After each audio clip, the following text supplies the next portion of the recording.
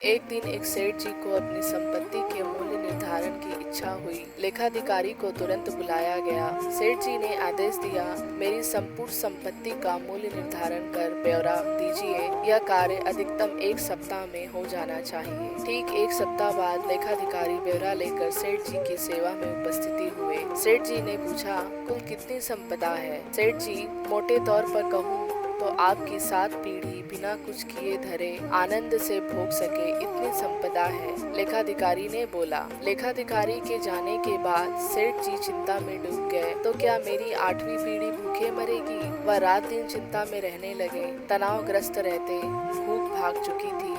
कुछ ही दिनों में कृश काय हो गए। सेठानी जी द्वारा बार बार तनाव का कारण पूछने पर भी जवाब नहीं देते। सेठानी जी से सेठ जी की यह हालत देखी नहीं गई। मन की स्थिरता व शांति का वास्ता देकर सेठानी ने सेठ जी को साधु संत के पास सत्संग में जाने को प्रेरित कर ही लिया। सेठ जी भी पहुंच गए। एक सुप्रसिद्ध सत्संग समागम में एकांत में सेठ जी ने संत महात्मा से मिलकर अपनी समस्या का निदान जानना चाहा। महाराज जी, मेरे दुख का तो पार ही नहीं है। मेरी 8वीं पीढ़ी भूखे मर जाएगी। मेरे पास मात्र अपनी 7 पीढ़ी के लिए पर्याप्त हो इतनी ही संपत्ति है। कृपया कोई उपाय बताएं कि मेरे पास और संपत्ति आए और अगली पीढ़ियां भूखी न मरे। आप जो भी बताएं, मैं अनुष्ठान विधि आदि करने को तैयार हूँ। सेठ जी ने संत महात्मा से प्रार्थना की। संत महात्मा जी ने समस्या समझी और बोले, इसका तो हल बड़ा आसान है। ध्यान से सुनो सेठ। बस्ती के अंतिम छोर पर एक बुढ़िया रहती है, एकदम कंगाल और विभिन्न। न कोई कमाने वाला है और न वह कुछ कमा पाने में समर्थ है। उसे मात्र आधा किलो आटा दान दे दो। यदि वह यह दान स्वीकार कर ले तो इतना पुण्य उपार्जित हो जाएगा कि तुम्हारी मनोकामना पूर्ण हो जाएगी। तुम्हें अवश्य अपना वंचित फल प्राप्त होगा। सेठ जी को बड़ा आसान उपाय मिल गया।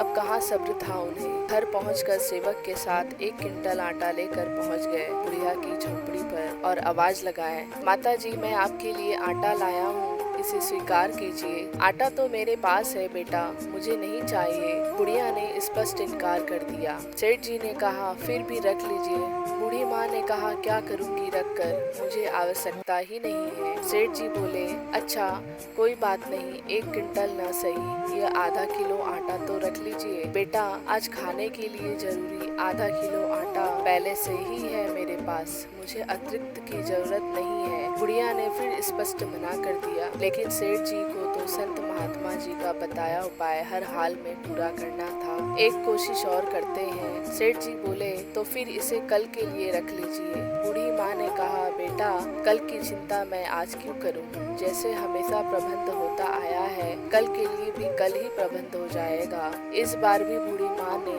लेने से साफ इनकार कर दिया। सेठ जी की आंखें खुल चुकी थी। एक गरीब बुढ़िया कल के भोजन की चिंता नहीं कर रही है और मेरे पास अथाह धन सामग्री होते हुए भी मैं 8वीं पीढ़ी की चिंता में धुल रहा हूँ। मेरी चिंता का कारण अभाव नहीं, तृष्णा है।